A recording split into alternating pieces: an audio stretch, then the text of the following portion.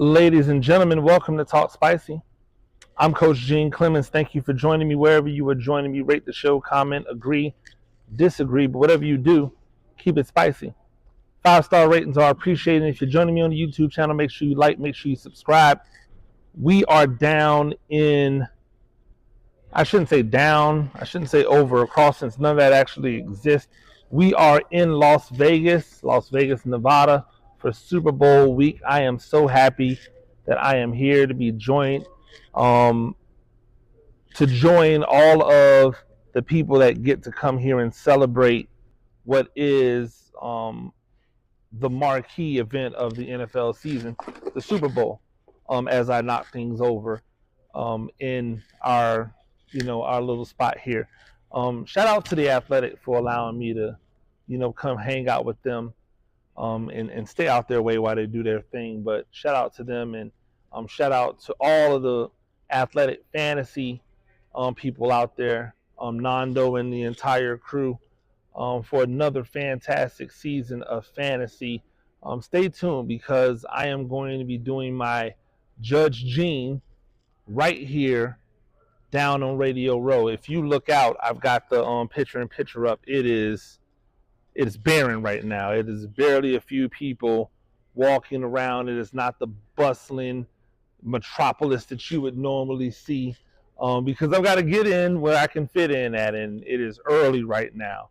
And so if you are on the West Coast, it might just seem like regular time to you, but remember, we're 3 hours behind you right now. So it is early right now before anybody is able to kick me out the way because I'm getting in the way of business or commerce.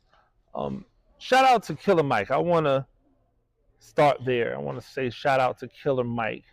Was able to win 3 Grammys and sweep all of the major rap categories at the Grammys. I think that a lot of times when we see people win, some people will always go, oh my God, I can't believe they won, right? And it's interesting because I don't know if I've ever been on that side where a rap album won and I was like, oh my God, I was so physically upset that they did not win.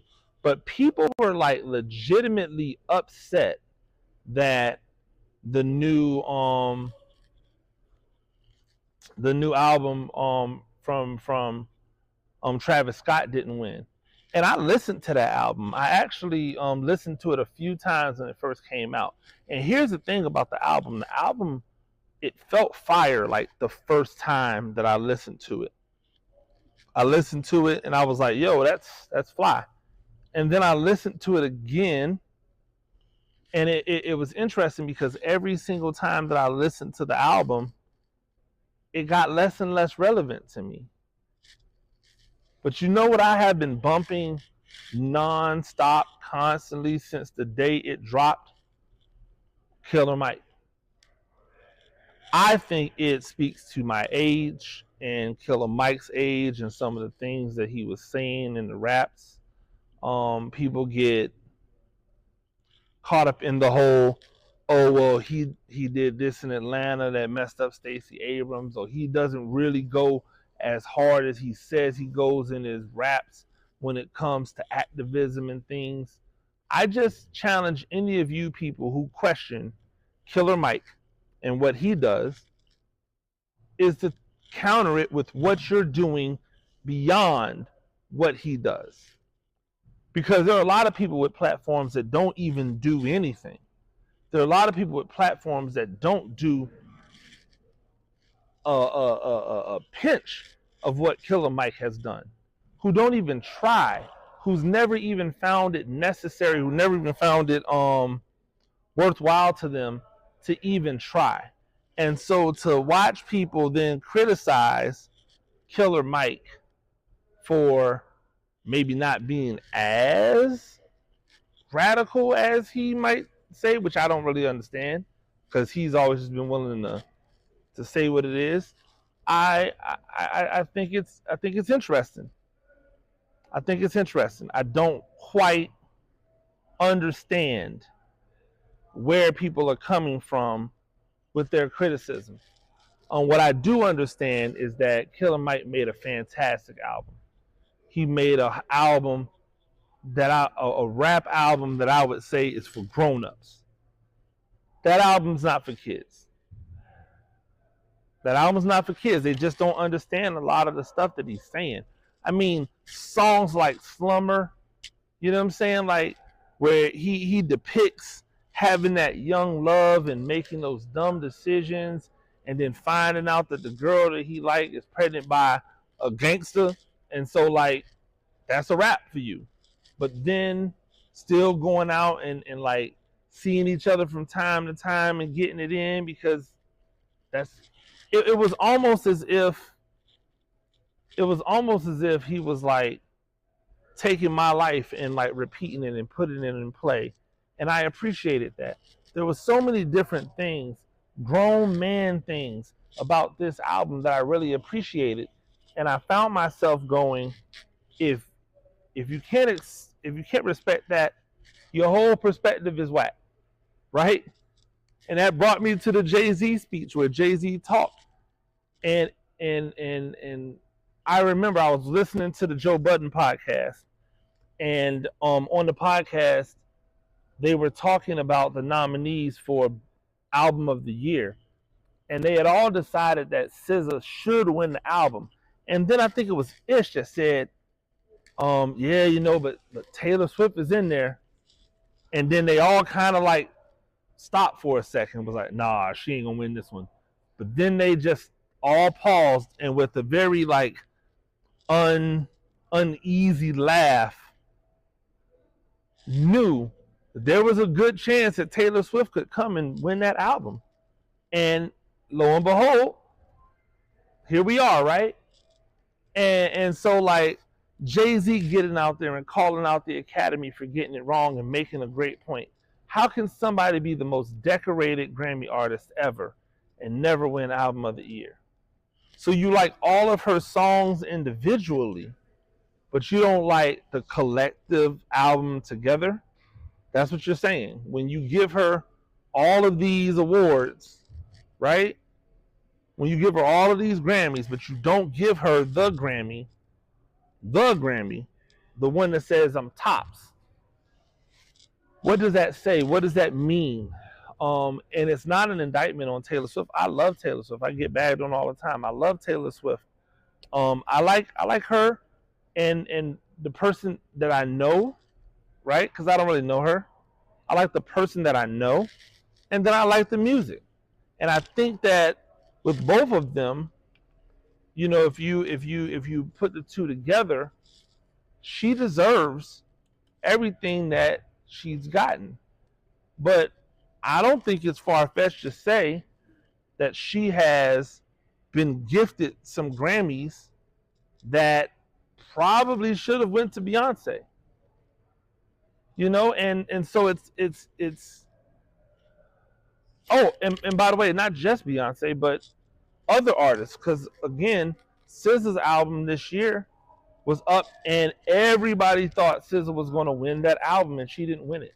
Why? Like, I thought about it and I said, man, you know, who's having a better time right now than Taylor Swift? She's found a guy that she's into. I don't care how long it lasts. I think it's great. I always root for love. She just won more Grammys. She announced a new album. She's been murdering her tour. Like, and then I thought about Killer Mike. He just won. He just swept the Grammys for rap albums. I believe there was a report that said his son, they found a kidney for his son, which I thought was super dope.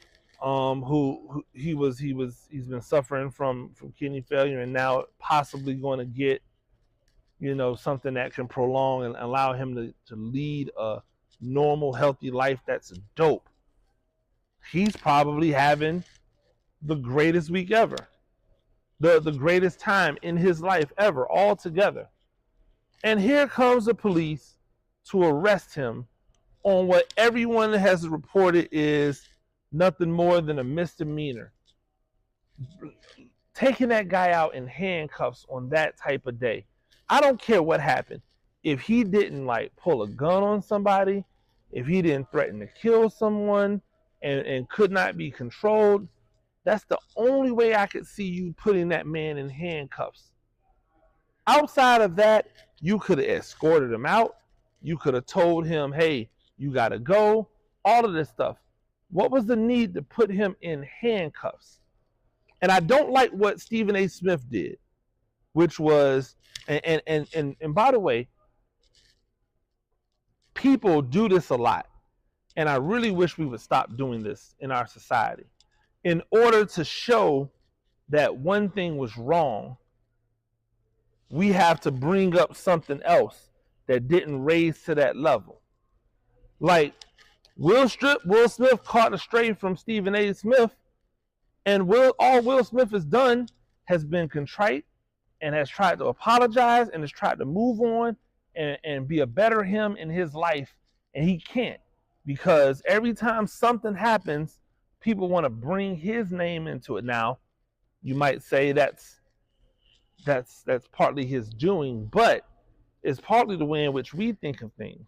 Because Stephen A. Smith said he couldn't believe, and I'm paraphrasing, this isn't an exact quote, he couldn't believe they would put Killer Mike in handcuffs, but then they would allow Will Smith to walk free. And I just don't know why that was necessary. Because this has nothing to do with Will Smith.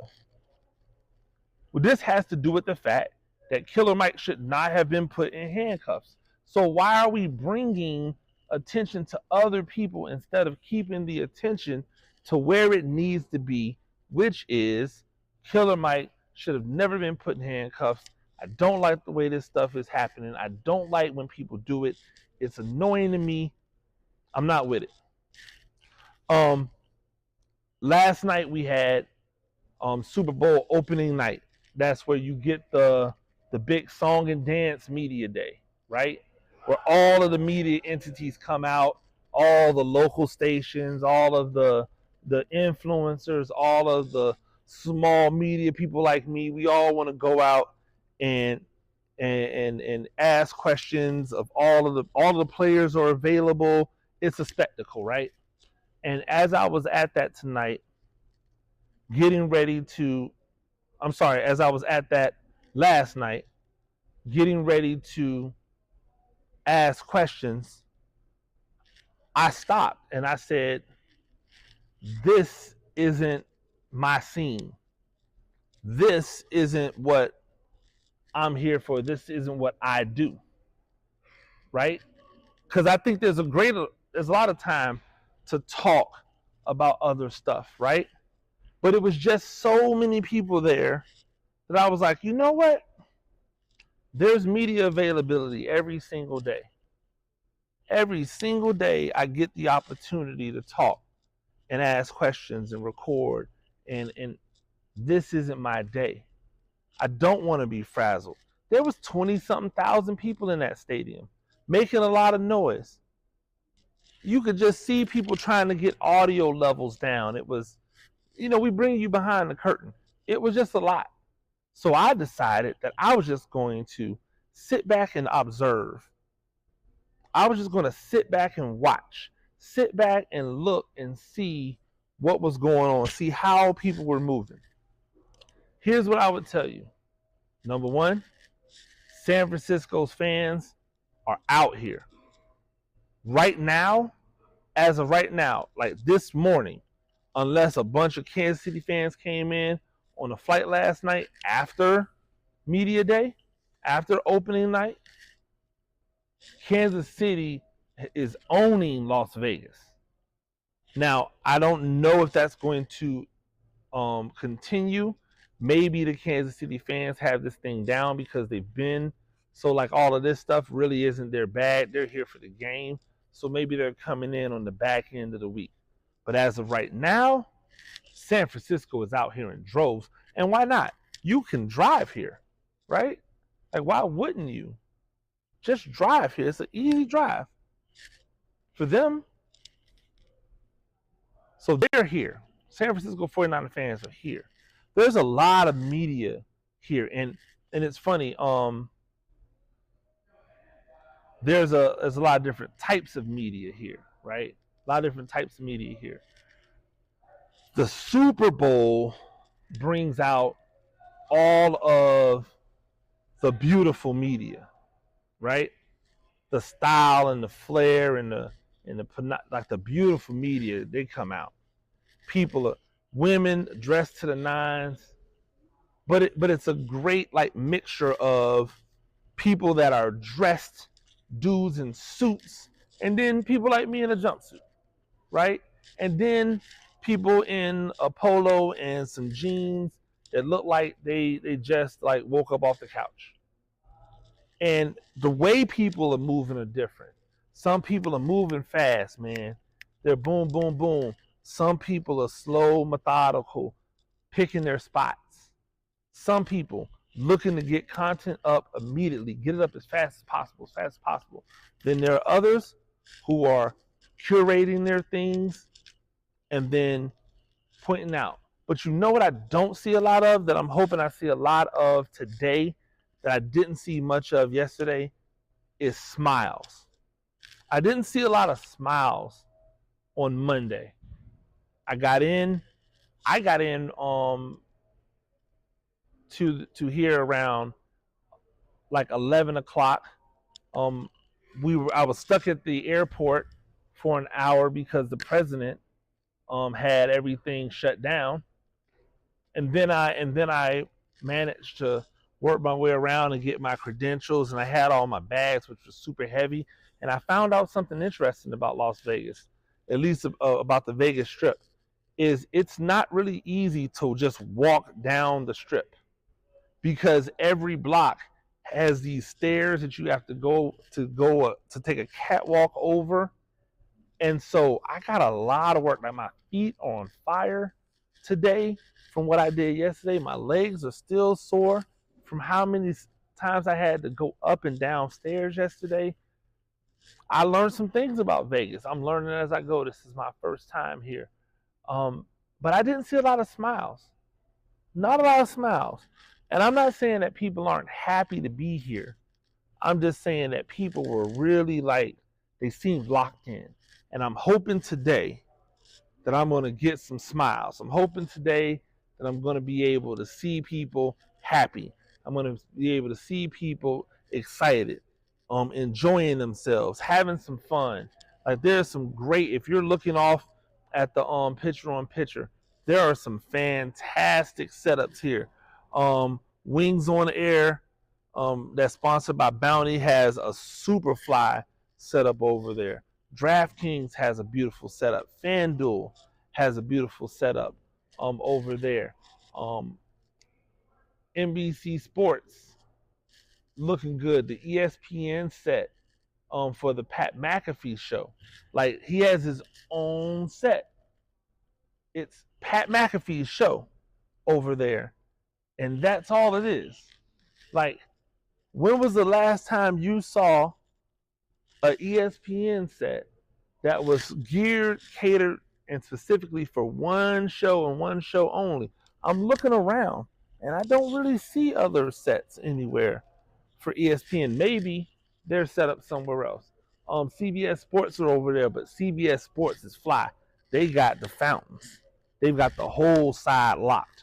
It's a beautiful thing to watch. I was walking by and I was like, oh, like shout out to my guy Emery Hunt, who's going to be covering the Super Bowl for CBS Sports, and I'm really excited for him because it's a fantastic thing. So I'm really hoping to see more smiles, more cheers, more laughs, more fun, a lot less of the seriousness that I've seen so far. But I get it. This is the Super Bowl of media, so all the media have their game faces on. But I tell you, I'm really looking forward to hopefully shaking some hands, smiling with some people, possibly having a drink or two when the work is done, and enjoying the week. I look forward to taking you all on the journey with me. Before I go, I want to say shout out to Say Less Sports Tees for holding me down. Our title sponsor here. Um, it's a great marriage, and I would not be able to be here if it was not for Say Less Sports Tees. I want to give a shout out to CD Timing, and I want to give out a shout out to Cycle Bar Midtown Savannah. If you have not gone by there and you're in the Savannah area and you're looking for something to do to get your workout on, to get your sweat on, I am a Cycle Bar Midtown Savannah member. I swear by them. I go all the time. If you follow me on Instagram, you've seen me post about Cycle Bar Midtown Savannah before. My song of the ride. I really enjoy cycling.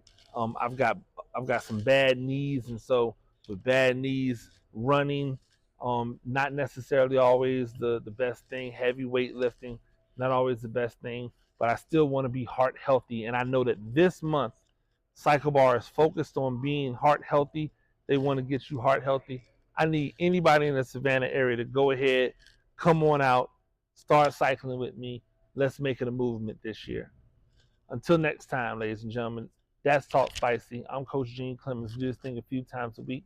Rate the show, comment, agree, disagree, but whatever you do, keep it spicy. 5-star ratings are appreciated. And if you're joining me on the YouTube channel, run it on up to 7,000. You know, we're good at 6, but we'll take it to 7. Till next time.